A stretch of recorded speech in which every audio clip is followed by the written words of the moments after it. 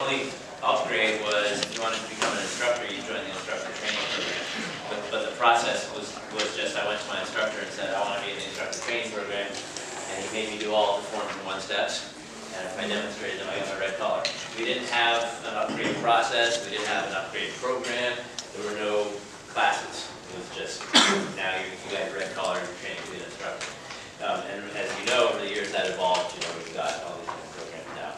And so what I want to talk to you about today is how to maximize that for your school. So how to really develop a system where you're identifying who the good candidates are for your leadership or other upgrade programs and getting them into that program. And so first of all, some questions for you. If you open your packet, you can actually write answers to each of these questions. First, how many of you offer upgrade programs? How many of you don't offer an upgrade program? Okay, good. So everybody's doing that. Great. What programs do you offer? Who has leadership? Who has legacy? Who has something else besides this? Is there Black Belt Club? We have basic Black Belt Club leadership. Yeah, legacy. Yes, sir. Rapid development and an all-inclusive program, so testings are included and they get to use our weapons to train in class. And what do you call the program? All-inclusive. All-inclusive. Okay. We have a champions and training class, which is our competition team. Okay, good. All right. Team sparring. Yep. Yeah, so some people offer those as a separate upgrade. Some people do it as their specialty class. You're in leadership program, but you're also a competition team. Okay, good. So leadership, legacy, and then there are other programs you can have too. Just for yourself, spend a minute writing an answer to this question. How do you distinguish your basic program, or your foundation program, or whatever you call it, from your upgrade programs, leadership, legacy? What's the conceptual difference from one to the other? If you're trying to explain to your students why they should upgrade, how do you explain what a leadership program is, or what a legacy or competition team or whatever it is, what it is? Leadership program to your parents or students. Yes, sir. It's a speech development class, okay, along with doing black belt level training with the different weapons at a lower rank. So when they get to black belt, it's not, how do I do this? It's, oh, I've done this, and here it is in the form. Got you, let's move on. Okay, so black belt prep and Yep.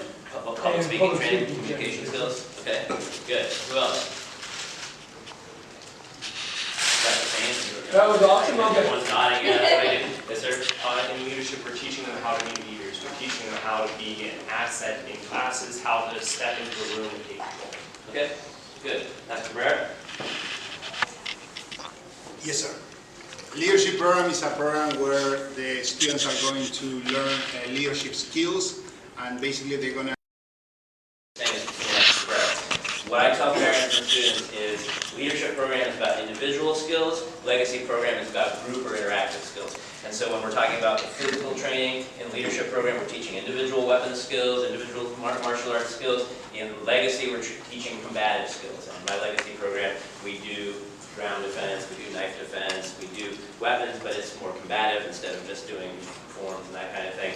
In leadership program, we're doing the colorful weapons curriculum, and so it's mainly forms. So for me, on the physical side, it's individual versus interactive, and on the leadership side. So on the leadership side, like Master Cabrera said, in leadership program, we're teaching individual leadership skills, how to stand confidently in front of a group, how to present yourself in front of a group, and public speaking skills is a big part of what we do in our leadership program in order to develop that confidence. It's also why we do ATA Max as part of leadership, because that's teaching you how to perform confidently in front of people. And then in legacy program, it's group leadership skills, how to manage a group, how to motivate a group, how to meet the individual needs of people within the group. And the vehicle that we use for teaching those group leadership skills is instructor training, teaching you how to take a class. If you want to become an instructor, then legacy program offers you a path to that. But even if you never become an instructor, those group leadership skills are going to benefit you no matter what you do in life. And that's how I conceptualize it. That's how I explain the differences to parents so that it makes sense to them and you can see the benefits. Okay? But whatever it is, you should have some idea of what the difference is as opposed to just like, now you get more classes. Right? There has to be a reason, a benefit that's going to compel people to want to do it. So that's my difference. Do you know what percentage of your students are in your upgrade programs? Who can give me some numbers? Around? About 80% of our people are in Black Belt Club. Okay? Just because we have so many, people don't want to be in the bottom one, they want to be up, so they take that second one. And then we have about 15 in leadership, 5 in leadership. Okay, it's a pretty small number for leadership. Okay, others? Yes, ma'am. When I went into a club, I changed my programs a little, so as a result, about 90% of my people are in leadership, because of how I find it. And 15 to 20 are in leadership, sorry, and like 15-ish percent in legacy. 90% are in leadership, 15% are in legacy. I did a core, It's and starting to then, sound like the Trumpian math where we've cut prices by 3,000%. How do you get over 100%? I mean, everyone's in leadership. Everyone's in Also, I leadership. mean, So legacy people is, that are in if leadership you're in are. legacy, you're still also in leadership. Yes, sir. Okay, Yes, sir. Sorry. okay, got it. Yes, ma'am. So, no, like the percentage of my total students, but as they get higher ranked, like I have 2 first degrees that aren't at least in leadership or legacy out of 50 of them. So we push pretty hard, but by the time that blue belt, they're at least in leadership and then go from there. Okay. Yes, sir? 30% on basic program, 50% on leadership, and then 20% 20% legacy. Okay, good. I'm pretty close to the same. These are my numbers in my school. So I have 40% in my basic program, foundation program, 40% in leadership, and 20% in legacy. And the only reason that I have 40% in foundation is because they haven't gotten into leadership yet, because they're new students. But ultimately, almost all of my students will end up in leadership. A good percentage of those will end up in legacy as they're old enough to. All right, so why have upgrade programs? Retention, obviously. I'm sure you've noticed, but the students who are in your leadership and legacy programs are the ones who are going to train with you the longest, right? They see the biggest benefits, they're the most invested in the training, and you're going to keep them the longest, even if you don't have a longer-term commitment. I do. You know, when I had my school in the U.S., I did 12 months for foundation program, 3 years for leadership, 3 years for legacy. In England, where nobody was used to making any sort of commitment, when I arrived, our school in England was month to month or even class to class. You just pay for the class and you show up. So I kind of trained the market to be used to commitments. So I do 6 months for foundations, 2 years for leadership, 2 years for legacy in England now. But even if you don't require that kind of commitment, if it's month to month for all of your programs, you're still going to find that the students in your upgrade programs are sticking with you longer, right? So that's one good reason to do it. Another is revenue. You're probably charging more for your leadership and your legacy program than you charge for your basic program, your foundations program. Staff development. I think legacy programs have been great in this respect because it's provided us with a way to systematize the development of new instructors instead of the way it was done in 1982, which was like, hey, I like to teach, I'd like to join the instructor training program. Now at age 9, you can start identifying people and pre-framing for them the idea that they're going to be instructors and then providing them a path to do it. So you should have, if you're really serious about implementing legacy program, you should have a pretty good bench of future instructors at your school now, right? Good. So some more questions. This is from the KPI seminar a couple days ago. Did you figure out how much it costs you to enroll a new student? Who knows what your acquisition cost is in general? That's Cabrera. Sir, $180. Okay, $180 to enroll a new student, all right? And that's not bad. Some of you might have a higher acquisition cost than that, right? So when you want a new student, you're going to spend a couple $100 to do it. How much does it cost you to upgrade a student? 0. Time, right? But there's no financial cost to it once you have a good system, all right? And what I'm getting to is this is why it makes sense to have a good system for upgrading students. It's a lot more cost efficient, okay? Now think about your system for enrolling new students. From the recruitment seminars yesterday, from everything Master Cabrera worked with you on, and just from what you do in your own schools, what are some of your steps for getting new students in the door? What do you do first? Gather information. What is it? Read about the door. Even before that, Gather information. advertise. Okay, you gotta get the word out somehow. Advertising results in what? Lead. Leads. Then what do you have to do once you have your lead? Follow up. You have to contact them. What are you trying to do when you contact them? So, Get them in the door. So you contact them, you nurture them, and then you book an appointment, right? Then you have to get them to show up for the appointment. Then they show up, and then you greet them at the door, and you do the whole thing that Master Wegman talked to you about yesterday, right? Sure. You do your introductory lesson, you do your enrollment, and then you've got your new student, okay? So you all have a process now for how to go from having nothing to having a student enrolled, all right? Now, so marketing, lead generation, lead nurturing, those are all the things we just talked about. Do you have an equally systematized process for getting people into your leadership, legacy, and other upgrade programs? How many of you do?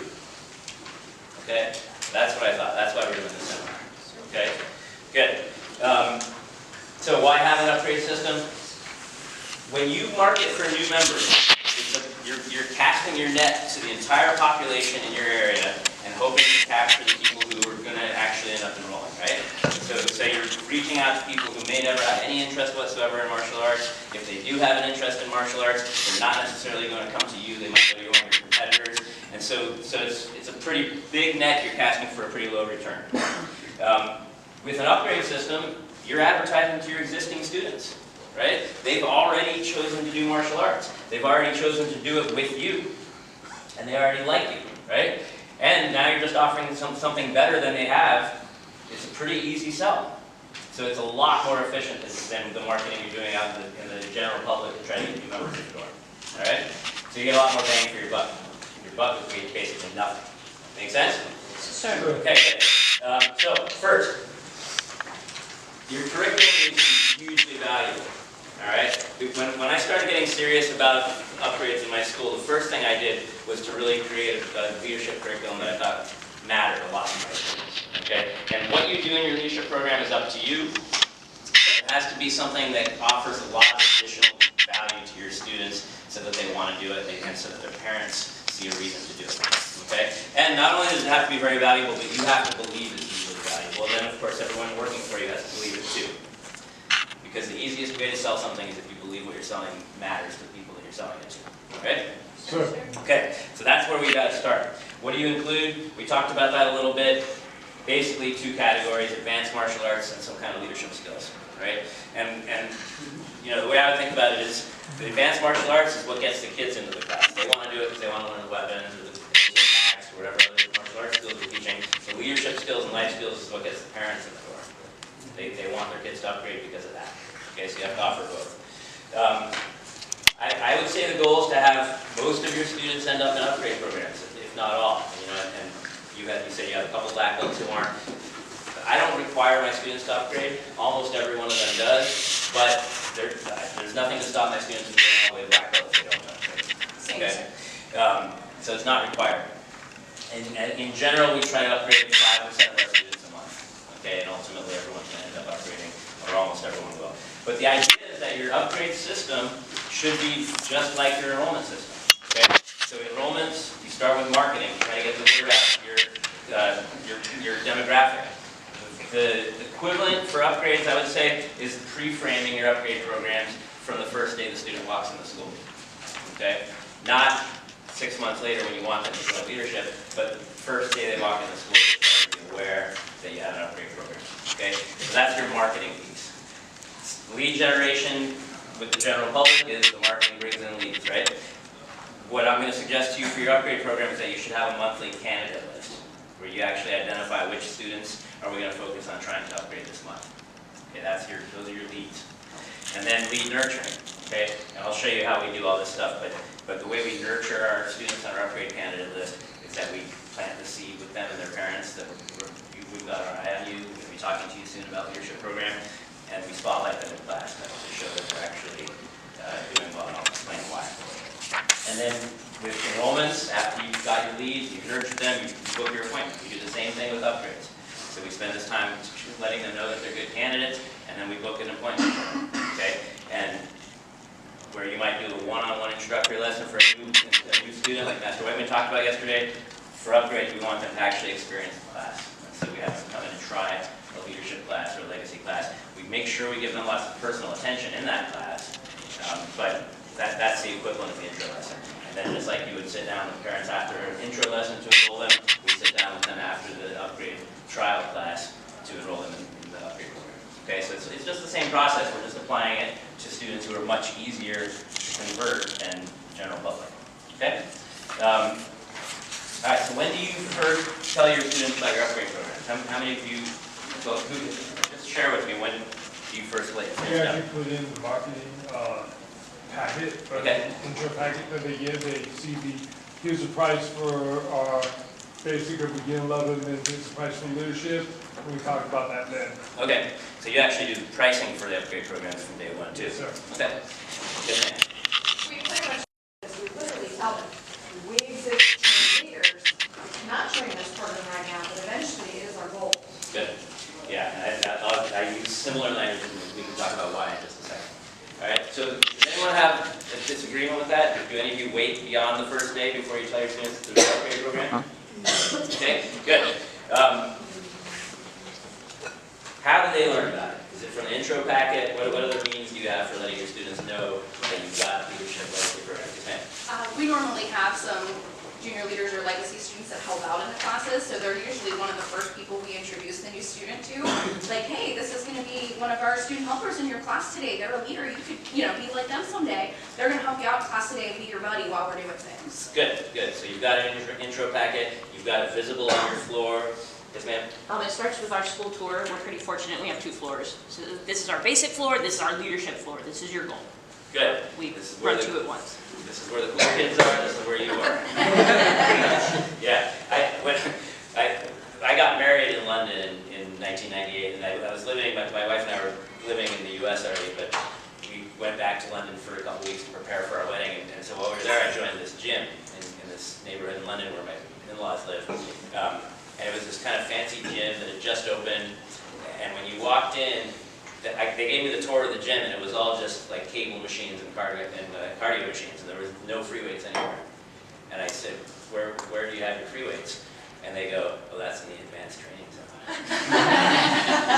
And everyone was scared to go in the advanced training zone. I was the only one lifting weights in the advanced training zone for 2 weeks, except one day when there was one other person there, Clive Owen. Do you know who he is? Yeah. Yes. Yeah. Who knows Clive Owen? This was back in the late 90s when everyone thought he was going to be the next James Bond. So I was watching him lift weights there, and he was doing lateral raises with dumbbells, and he was lifting with too much weight. And so he was like, I was like, should I tell him I think he should be the next James Bond, or should I tell him he needs to lift less weight or he's going to hurt his back? But yeah, so you have your floor. Good. How else do you let students know about your upgrade programs? Yes, sir. We introduce them to the parents of these leadership members. So we introduce the parents together and we say, hey, Johnny, meet Susie's dad, Jim. You guys will head off together. Why don't you guys sit together? Johnny's a brand new parent of ours. Jim's been in the program for XYZ. His kids in leadership. Okay. And I just step away and let them continue the conversation. Cool. Good. Social proof. Great. And this is kind of related to the last question, but how do you make your leadership and your upgrade programs visible within your school? You have your training floor for it. You have your leadership and legacy students highlighted on the floor. Anything else that you do to make it apparent? Yes, ma'am. Grid wall with different uniforms, so leadership uniform, a legacy uniform, team sparring uniform, as well as flyers underneath that kind of go a little bit more in depth within the program rather than just the brochure. Good, good. Okay, so some signage on the wall. All right, so let's talk about this first step, the marketing step, when you pre-frame upgrade from day one. So one is during enrollment, so that could be your introductory packet. It could be during your enrollment conference. And we do the same thing where we say, you have a leadership program, we're not going to put you in it yet, okay? There's a sales technique, which is called takeaway sale, which is, there's this product, you can't have it yet, we're going to start you with this one, right? What do they start thinking? I want that, right? And so the way we do it in our sales conferences is we'll say, you probably saw all these kids out there wearing the red, white, and blue uniforms, helping out in class, whatever. Those are our leadership students. Those are our students end up in the leadership program eventually. But we're not going to start your child there because we want to make sure that they're really ready for it. It's by nomination only. And when we feel your child is ready, we'll talk to you about it. It'll be a decision you can make. But to start with, you're going to be in our foundations program, right? And that starts to prepare them for the fact that there will be an upgrade, but it also makes them want it, right? And part of that also is we say that one of the reasons that we don't start your child in the leadership program is because it's a 2-year commitment, and you're not ready to make a 2-year commitment yet. So we'll start you in our foundations program, which is just a 6-month commitment. All right? Now, one of the things that does is they start going, oh, 6 months, that's nothing, right? And if we hadn't done that, if we had just said, you have to start foundations and in 6 months without first talking about leadership, we get a lot more resistance, like, oh, 6 months, why do I have to commit that long? But as soon as they've just heard about this other cooler program that's 2 years, they're more willing to commit to 6 months to start with, right? Were you about to say something, sir? No? Good. There was something else I was about to say about that. Yes, ma'am? Do you actually act on those contracts? Because we had contracts and we got rid of them. Yeah. Because at the end of the day, I'm not spending the money to take you to court and try to get you to take this rest of this 2 years. Yeah. I'll get more by No, letting you go than trying to take you to court, so I'm not gonna fight it. I agree with you 100%. The main reason you have people sign contracts is as a deterrent. Not so you can enforce it later. I mean, it's the same thing with your waivers. You know, you have every student walk in the door sign a waiver. There's a good chance that those waivers are not going to hold up in court anyway. Right? If they want to fight it, it's not that hard to find a judge who will say that waiver's not valid. But when people sign a waiver and then they get hurt, they're much less likely to sue because they signed a waiver. Okay? And so it's the same thing with if you have a 2-year contract or 3-year contract or whatever it is, it makes it much less likely that they're going to try to quit because they know they made that commitment. But if they come to me, and we actually, I've just recently changed our leadership agreements to make this part explicit, and we say this in our upgrade conferences now. For kids, our contracts say, once your child's been in the leadership program for a year, if they are saying they want to quit, here's the process. Bring them to us, we'll talk to them about it, we'll offer some free private lessons, we'll try to get them re-energized, and if we've gone through all of that and they're still determined to quit and they've been in leadership for at least a year, we'll let you out of the contract and pay a 2-month cancellation fee. Okay, so we actually make that explicit now. We didn't used to have that written into the contracts, but it was our process anyway. And so I figured I might as well just make it clear from the start. But I don't ever sue anyone, I don't ever send anyone to collection. It's not worth your time, it's not worth the damage it does for goodwill in the community, for the word of mouth you're going to get. There's no benefit to it at all. But having the commitment makes it much more likely that they'll honor it even without you having to fight for it. Okay? And the other thing we do, in addition to having the parents sign the 2-year agreement, I have the kids sign something that just says, I understand I'm making a 2-year commitment. I know that there will be some times when I don't want to come to class. On those days, I give my parents permission to decide for me. If they say I can take the day off, I will make a plan to make up my missed training. If they say I have to come to class, I will come without arguing or complaining or resisting. If I feel I'm losing my enthusiasm, I'll come talk to the instructor so they can help me regain it. And when I come to class, I'm going to set a good example for others and do my best to work toward my black belt. And they actually sign this checklist. 3-year-olds are writing their name on this checklist. And then, a year and a half later, when they come and the parents say, Johnny doesn't want to do this anymore, and he was way too young to make this commitment in the first place, and no one ever explained what this was. Well, I'll say, actually, we emailed this to you after the conference. Remember, you were sitting right there when we walked through this with Johnny and made sure and look, I understand Johnny's 3 years old. He didn't make this commitment, you did. But you allowed him to make this commitment, and you understood that we talked to him about it. That's not in there. When we enroll someone in our foundations program, we set a progress check right away. So foundations program is 6 months long, 5 months from now we're going to have a progress check. We schedule it at the enrollment conference. And we say, it's possible that before that time we will have already invited your son or your daughter to join the leadership program. If we haven't, that's something we'll discuss with you at the progress check. And so it's all just pre-framing.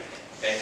And one of the reasons that I think it's important to pre-frame leadership is you don't want people to feel like leadership is just upselling, right? You don't want to have an enrollment conference where you went through this whole systematized recruitment process, all about how great your foundations program is. You do your intro lesson, you sit them down, you say, oh, we got this great program, foundations program, we're going to teach your child basic martial arts skills, we're going to teach them some life skills like confidence and integrity, and they buy into it, and they think this is fantastic.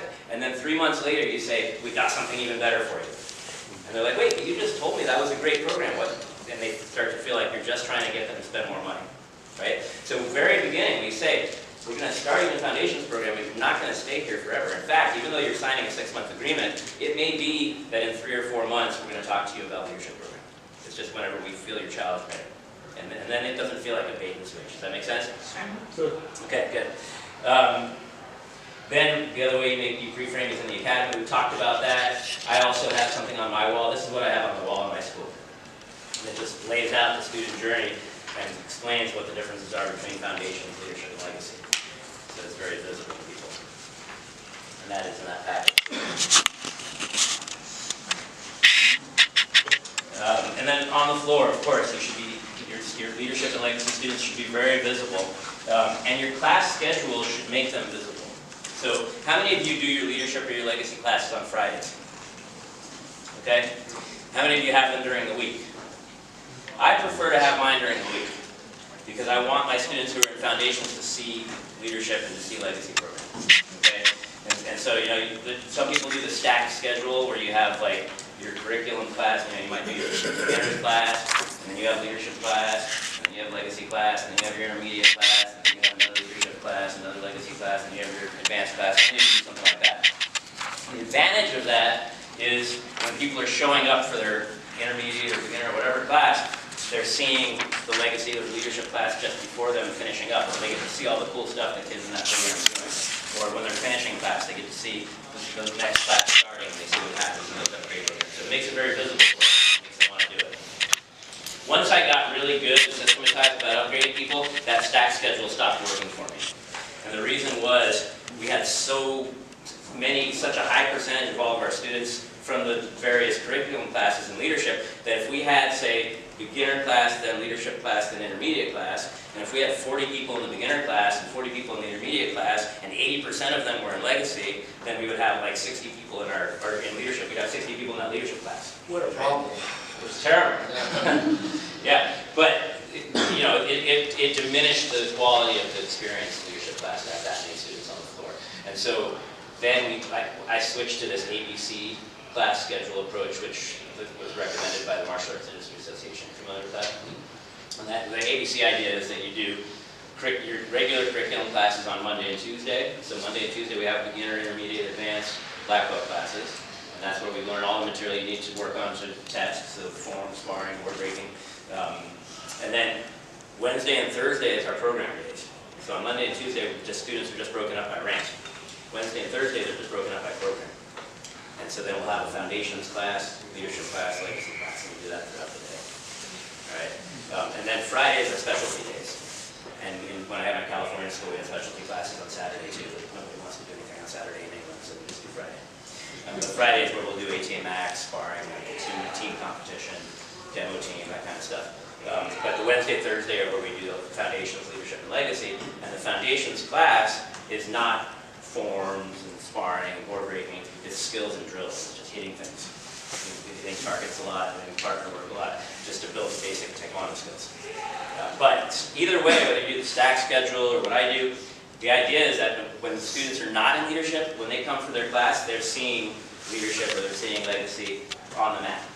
Okay, so that they start to understand what it is, the parents start to understand. So what you don't want is like 4 or 5 months into their training when you say, hey, we think your child's great for leadership programming, your parent goes, what's that? Right? They should already be really aware of it and waiting for that invitation because they want their kid to be able to do it. Okay? And then, of course, the other way to make it clear on the floor is by highlighting students in the leadership program while you're teaching. Okay? And you can do it at testings and graduations too. How many of you have your leadership students or your legacy students do some special additional performance at your testings? Yeah. Because then that's a great opportunity for all the parents and other students to see what you do in that program. Right? Okay, when do your students typically upgrade? Someone was asking me that during the seminar a day or two ago. How do you decide when it should happen? All right, so when do you normally have your students upgrade? Anybody? Yes, ma'am? They're in our basic program for the first year. Okay. And then they can, after yellow belt, then we allow them to move up because we want them to develop a good foundation first Okay. before we try to build on. Good. Good. And what percentage of your students are in leadership now? 20%. generally around yellow belt, camel belt, where they start sparring. We pre-frame leadership because they're ready for sparring, and we believe that they're also ready for that next step, be it black belt club or leadership. You don't do sparring in your basic program? No, sir. They have 2 forms classes a week. Black belt club is 3 forms classes, and well, they have 3 classes, and they can do sparring and weapons now. I saw that you had weapons only in leadership, and that some of those kids only come in for those weapons, and so that makes a big difference. Yeah, I mean, I've tried different approaches. In California, I would do single ball, only single ball foundation, do double in leadership, whatever you want to do, it's fine. But what I've found with timing is that the longer you wait to upgrade people, the less likely it is that they ever will. Because if they've been training with you for a year, and then they've put a year into thinking this is a pretty good program, and the parents are like, oh, this is fine. They've been here a year, I like it, I'm going to just stick with this. So I don't ever want to go a year before I upgrade people. And actually, I don't even want to go more than like 6 or 7 months. When I had 12-month foundation programs in California, my goal was to always upgrade people within that first year. Now that I have a 6-month foundation program, I'm upgrading everyone to like the 4-month mark. And it's actually been much more effective because they haven't convinced themselves that they're happy staying in foundation yet. And so, I had people who got to black belt, just even to 2nd degree without upgrading when I was doing it later in the process. Now, I mean, I've only been open in England for 3 years. We're having our first batch of students test for the 1st degree in a couple of weeks. I think I have like 11 or 12 students testing for 1st degree in a couple of weeks. All of them are in leadership legacy program. How long did you say you opened? I opened in April of 22. 22, so 3 years. Yes, sir. So I mean, and then you went international school here. So it was like there's a fast rise. That's all. Yeah, I mean, I moved to England not planning to open a school at all, right, because I didn't want to be building a school from the ground up and teaching all the classes and stuff. And I was just there to oversee Europe. But I have kids, I wanted them to train. I also felt like if I'm going to be helping ATA schools in Europe grow, then I need to show that what I'm telling them actually works in Europe, so I don't get to like, oh, that works in America, but not here. And so that was why I opened my school. But I also didn't want to be doing everything. I wanted to have staff doing it for me, and so I had to grow fast in order to be able to pay my staff. And so I was very aggressive, and so we started a club in April. We were a commercial school by the following February, and now have 250 members. Yeah, I want that shit. Awesome. Your point on the upgrades in the 4-month spot, right? Because you've got to pay these guys because you built one and everything. You got to have some cash capital. Right. Yeah, and I have to be producing instructors. Absolutely. Yeah. Yes, sir. I guess that kind of forces people to come in and talk to you about that upgrade when they have that timeline. Because we have a very different system than I think most people do, because we sign them up for a year for basics. And then once they sign up for Black Belt Club, they're signing up for 3 years. Yeah. And so that kind of forces that conversation, and it's the parents coming to us instead of the other way around. Which is, it'll be both, but Yes. yeah. Yeah, I mean, I don't, if parents come to me, I'm happy to talk to them about it. Yeah. Like, I had a parent come to me in the parking lot recently whose kid was a white belt in our Tiger program. And he was like, when can I get my kid into leadership? And I was like, oh, it just so happens we just put together our monthly candidate list and your child's on it, so let's set up this trial lesson. That kid was not on our candidate list. If they talk to me, then now they're candidates. But I don't wait for that. We create the candidate list and we contact them when we feel they're ready. Okay. All right. So so that's the lead generation. This is the next step. If you're marketing to the general public, you have to generate leads. If you're upgrading, your leads are your monthly candidate list. Okay. And so you want students who are attending regularly. You want students who are enthusiastic in class. Right. We are not going to approach people to upgrade who are missing class constantly, and we're constantly making absentee calls just to get their attendance consistent. And we're not going to try to upgrade people who look like they're hating the program. All right? Because, especially since we require 2 or 3 year commitment, when I sit down to do that enrollment conference, I'm going to press that kid on their enthusiasm before I even start trying to get the parent to make the commitment. Because what's the parent going to do? When I turn to the parent and say, this is a 2-year program, parents gonna turn to Johnny and go, are you sure you wanna do this? Are you really sure? Have you seen that? When the parents start cross-examining their kids? Yeah. And the kids fold. Like the kid, you could have taught this great class, and we always make sure at the end of the class, the instructor says to the kid, hey, how'd you like the leadership class? And we want the kid pumped up before they go into the conference. And even then, if we haven't done this right, when the parent turns to the kid and says, are you sure you want to do this? They'll be like, no. Because they can detect what their parent wants, which is not to make the commitment. Right? So before we let the parent unleash on the kid, we do it. And all in front of the parent. I say, okay, now this is a 2-year commitment. The reason we ask for a 2-year commitment in a leadership program is because we're going to start teaching you about long-term goal setting. Up till now, you've been focused on one graduation at a time, 2 days at a time. Days when you're super excited about coming to class, and there's going to be days when you don't want to do it. Now, Johnny, has there yet been a day when you didn't want to come to leadership class? And literally, some will say yes and some will say no, right? But if they have, okay, what did you do? Did you come to class or not? Well, yeah, I came to class. Once you were here, how was it? Did you have a good time? Yeah. Are you glad you came? Yeah. That's what's going to happen, okay? And even if they say, no, I've always wanted to come to class, I'll say, well, there will be days, I can guarantee it. Over the next couple of years, there's going to be days when you don't want to come to class. And our rule is parents get to decide. Okay, do you give your parents permission to decide for you? Yes, sir, I do. Okay, and once they tell you you're coming to class, what are you going to do? I'm going to come. Are you going to argue? No. Are you going to complain? No, sir. Okay, make sure you remember that, because the next time you say you don't want to come to class and your parents say you have to and you start complaining, they're going to say, no, remember you told Master Shriver you wouldn't complain.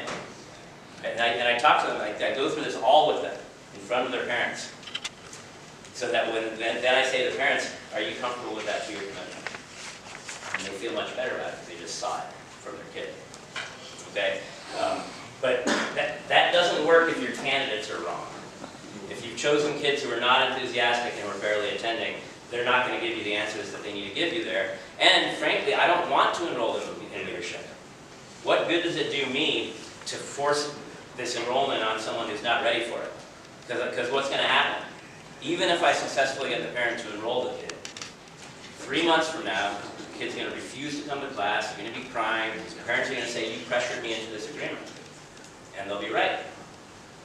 So I don't want to pressure anyone into it. I want them to be sure that they want to do it before they do it. Yes, ma'am? One of the things that I explained to my parents when they said kids started to get more time, I remind them that usually it's 2 things that have happened. Is one, that the child has become frustrated over the material because it's gotten harder and they don't have the maturity yet, or maybe the vocabulary to say, I'm frustrated, I don't understand this move, it's not working right. I said, that's one time, and I know usually you know because we give you a hard time about getting in uniform. On the mat, they're fantastic. Yeah. I'm like, please talk to us. If you don't tell me, I can't read your mind. Right. So that's the other is when we all had it happen. We walk into a kid. We love sparring, and he hit me upside the head, and I'm like, I'm done. I'm not sparring with you. You know, so. Yeah. No, but yeah, you have to prepare the parents for that. Yeah, and you have to make sure they're talking to you as soon as possible when those problems come up so you can deal with it. But okay, so that's your candidate list, and we talked about when to do it, and I said don't wait too long. I like to get students into leadership within the first few months. With Legacy, I'd like them to be in leadership for a year before we ask them to join Legacy. All right, and that's partly, again, I don't want them to feel like I put them through this whole process telling them how great the leadership program is, and then just a couple months later I'm saying, okay, now we got a more expensive program for you.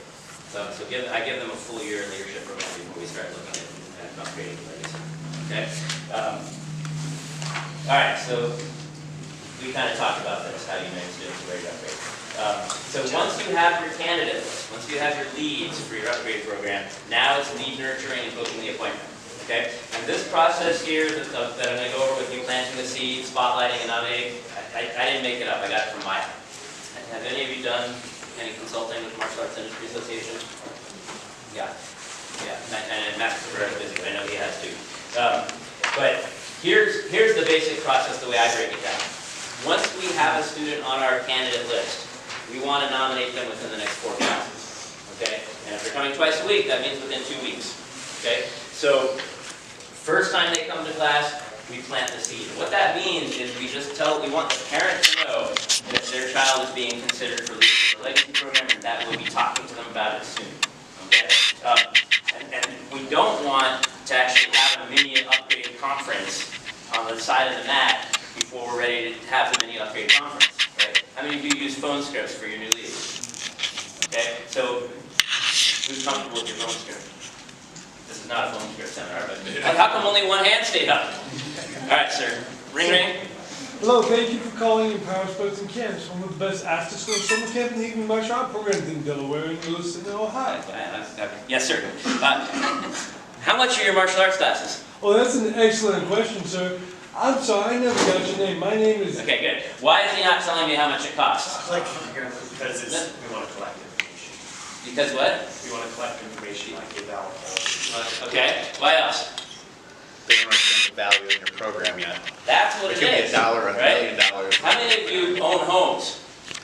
When you went to buy a house, did you just call a real estate agent and say, how much is a house? No, sir. Why not? Because we want to expect a house. It depends what the house is, right? Sure. You looked at the house you wanted and then you figured out if you could afford it. Right? Same with cars or anything else. How much is a car? Depends on what car you're buying. Right? How much is karate classes? Well, you needed to see the karate class first and see what it's worth. All right? So it's not that we're trying to hide information, but we're trying to guide the consumer who doesn't know what to ask. Right? All they know, if they have no exposure to martial arts, is cost and schedule. And so, but that's not how they're ultimately going to make the decision. They're going to make the decision based on value. And so the whole purpose of your entire enrollment process is get them into that intro lesson so they can see the value.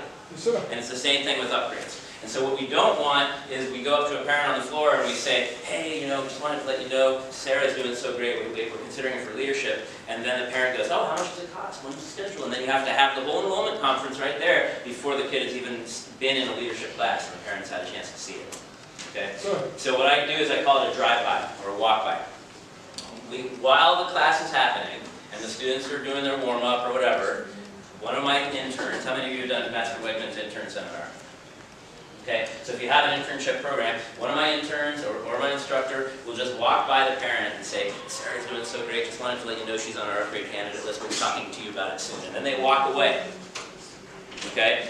Because we're not trying to have the conference yet, we're just trying to plant the seed. Sure. Alright, so for that's it. And then you're done, and you're ready to move on to the next stage, right? Now the parent's thinking, oh cool, my kid's being considered for leadership. Because how many of you have had the experience where you say to a parent, we want your child at leadership program, and they go, not my child. He's barely focusing on the mat, he's not doing well. Right? Have you had that experience? Sure. Okay? So this nurturing process is designed to help the parents see how their child is benefiting before you ask the kid to enroll. It's upgrade. Sure. Okay? And because parents often don't get it. Either they're not really watching class because they're on their phone doing emails or whatever, or they're watching but they're only watching their kid and they're not watching anybody else. And they're going, wow, why isn't he focusing? Why isn't he trying harder? But they haven't noticed that everyone else is doing the same, right? Because they're so critical of their own kid. And so you have to start getting the parent to see how much better their child is doing than they were before they started training, how much they're already benefiting from your program. And the first step is just planting the seed so they kind of perk up and go, oh, my child's being considered. And then the next step is the next two classes, which is, well, just before I get onto that, we don't want this process to take too long. And so if the child hasn't been in class and we didn't get to do the walk-by seed planting over the first week, we'll just send a text message saying the same thing. Saying, hey, just wanted to let you know Johnny's on the candidate list this month. But then the next two classes are spotlighting, okay? And that just means highlighting the student as an example in class, using them as an assistant in some way, praising them in some way during class. Wow, that was great, that really showed leadership skills. All those things you do as an instructor anyway, but the important thing is to be conscious of doing it for these students on the upgrade list as soon as you've planted the seed. So that parent who's super critical of their kid and now is like, oh, my kid's being considered, right away sees some really good behavior by their kid getting recognized in class, and they go, oh, I see, he's doing really well. Okay, does that make sense? Yes, sir. Good. So we do that in class 2, we do that in class 3, and on the 4th class, we're going to nominate the kid for leadership program, okay, or for legacy program. And by the way, I keep saying the kid, but we do this exact same process for adults. Right? The only difference between plan and we just say it to the adult, like, hey, just wanted to let you know we're considering you for leadership program, talking about it. And then we go back to teaching. Okay. all this process I do with my adults as well. So when we're nominating, there's several things we're trying to do. We want permission from the parents to nominate them. We want to actually set the appointment, and then we want to do the nomination. Okay? When I say get permission, what we don't want is to make this big fuss over the kid in front of all the class. Hey, everybody, let's welcome Johnny. He's been nominated to the leadership program. Everyone give him a hand. And then we walk off the mat, and the parents are like, I'm not doing that. All right? And you just destroy Johnny in front of the whole class. And so we get permission. And the way we do it, we don't go up to the parent and say, can I have permission to nominate you for the leadership program? We say, listen, we want to nominate, don't say anything to Johnny yet. We want it to be a surprise for him at the end of class. But we want to nominate Johnny for leadership at the end of class today. And then the next step will be that he'll come in and try a leadership class. After that class, we'll sit down with you and we'll talk to you about how it all works and help get him enrolled, which day works best for you. And then we book the appointment right there on the sideline while the class is going on. And if they have just booked an appointment with us, what have they done? They got permission, right? If they don't want to book an appointment, we know that we don't have permission, and then we don't do the nomination. Okay, did you have a question, sir? I saw a hand go up. Yes, sir. I just wanted you to say that again so I can write it down. The script for how to do it. So we say, don't say anything. We want to surprise Johnny, but at the end of class, we're going to be nominating him for leadership program. And then the next step, and we'll also say, have your camera ready, make it real exciting, because we want them to post it on social media. But, yeah, go ahead, sir. And then we'll say the next step is going to be, he'll come in and try a leadership class or a legacy class, and then we'll sit down with you afterwards to talk about how it all works. The reason I say that part is, again, I don't want to have an upgrade conference right now. So I'm letting the parent know, we will be setting aside time to talk to you and answer all your questions. Yeah, I think our problem with getting people into leadership is we give them a choice. We say, would you like, and so we did the exact thing that you said not to do. Yes. Okay, so yes or no. Yeah, so then you just say, we're going to schedule a class, we'll sit down with you afterwards and talk about how it works and help you get enrolled, which day works best for you. Okay? Yes, ma'am? Okay. Good. So I know we're almost out of time, so let me wrap this up. This is what our upgrade list looks like. I have software that we built to do it, but just to give you an idea, those check marks mean that my staff got through all those steps for those students this month. Okay? In November, we upgraded 21 students at my school. Just using this upgrade. And those nominations went, so once we've booked the appointment, this app that we built puts the students on the nominate list. When our instructor's finishing class, we have a tablet up on the wall with the class planner, and the instructor just clicks to see the nomination list, and then knows that those students just had their parents give permission and test the trials, and they call them up to the front, and they nominate them in front of everybody. Okay? So that's how we do our nomination. Then the rest is stuff you probably already know how to do, right? You bring them in for their trial class. You make sure that they show up the same way you make sure any of your leads show up by doing confirmation calls and text and all that stuff. Make sure that they get some special attention when they're in the class. So you have the student leader or instructor mentor that student, be with them throughout the leadership class so they're not lost in the crowd. During the class, you welcome them at the beginning. Hey everybody, here's Sarah, she's here for her first leadership